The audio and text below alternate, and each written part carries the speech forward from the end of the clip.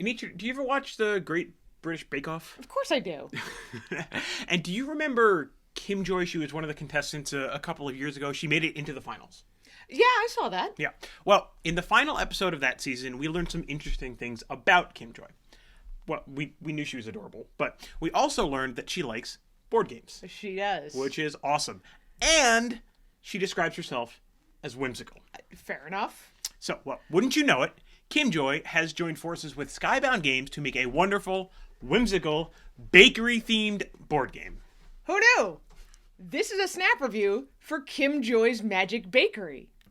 Kim Joy's Magic Bakery is a cooperative baking game where you're working to gather ingredients to create layers to serve your customers the baked goods they're looking for.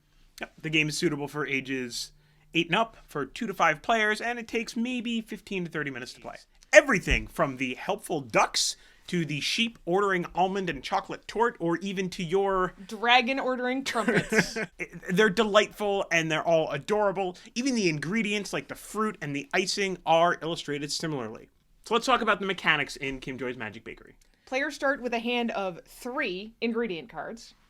On the table, you'll have a mix of customer cards that change by player count, the layer cards that you can bake while you're supporting the bakery, and 5 more ingredient cards laid face up next to the deck.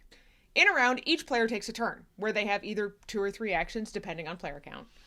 For an action, you can take an ingredient, you can discard ingredients to make a layer, eggs, butter, sugar, and flour to make sponge, for example. You can discard a mix of layer and ingredient cards to serve a customer the baked good they're looking for. You can give cards to other players. This is a cooperative game after all. Or, lastly, you can spend an action to refresh the pantry, which discards all the face-up ingredient cards and puts new ones out. Because customers want chocolate, and there's no chocolate in the pantry, so we need a new pantry. Gotta find it somewhere!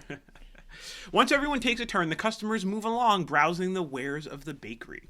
You can't fit more than 3 customers in your whimsical forest store, so if a 4th one comes in, the customer who has been there the longest leaves.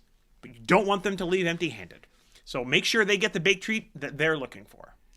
You're always working together, so make sure to hand cards to the right players to get the customers their treats. So the actual game takes place over a 10-scenario campaign. These scenarios have special twists and turns to the main game, and some of them have really adorable narrations in the rulebook. Actually, all of them do. These scenarios do get harder as you go along, so thankfully Skybound has included some extra helpful ducks. These are like wild ingredients. So you can add those to the deck to kind of help you out if you can't quite manage to beat a scenario. There's nothing destructible about this game, so you can play it over and over again to try to get a better score. Or even mix up the campaign scenarios and play them in a different order. Mm-hmm. All right, bakers. Ready, set, bake! What did we expect from Kim Joy's Magical Bakery? Well, the subject matter is adorable and silly and whimsical like it's supposed to be, right? It says cooperative baking game right on the front, so I knew that that was going to be part of the adventure as well. I suspected we'd be working together to make different parts of a final baking project. Sure. And that's kind of what we got. I mean, we've played games like Overcooked on video game consoles, so I thought it might be a board game version of something like that, where you're racing the clock to try to put your final dishes together. So what surprised you about Kim Joy's Magical Bakery? Well, I think my biggest surprise was the campaign. The simple rules of the game lay out a basic order of play. You know, you're going to take your turn, you're trying to fulfill orders. And the quick reference on the back sets you up for a single playthrough. But the campaign really adds a lot of flavor. Boo! Adds a lot of flavor to the game. Who can complain when an adorable tuxedo cat comes into your bakery? I mean, really? Anyway, we really enjoyed the narrative element to the campaign scenarios. They add just a little bit of an extra twist to each game that you play. Mm-hmm. Kim Joy is a really fun, laid-back, strategic, cooperative game. After the first few scenarios, it can get pretty tough to manage the highest tier of stars because, depending on how many customers you satisfy, you get a star rating. But it never felt like it was an overwhelming game.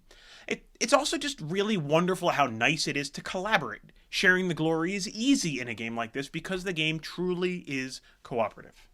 Much like the title persona of Kim Joy herself, this is a fun and happy game. It's well suited to the 8+ on the box because reading is helpful, but not critical. If you add more players, though, you'll find out 2 things. First, only 2 actions per turn makes it really hard for a single person to really feel like they're accomplishing anything. You'll actually be relying on setting other people up to execute the whole team's plan. Second, even though the actions drop from 3 per player to 2 per player at these higher counts, the game can stretch a little long for the younger ages if they have to wait for 4 other people to go until it gets back to their turn. Right. But as long as we manage that expectation, we are really enjoying this game. I'm looking forward to seeing how the plot unfolds, right? It's cute and fun in the last couple scenarios. So, Anitra, what are we going to rate Kim Joy's Magical Bakery from Skybound Games? I think we're going to give it 4 star bakes out of 5. And that's Kim Joy's Magical Bakery in a snap.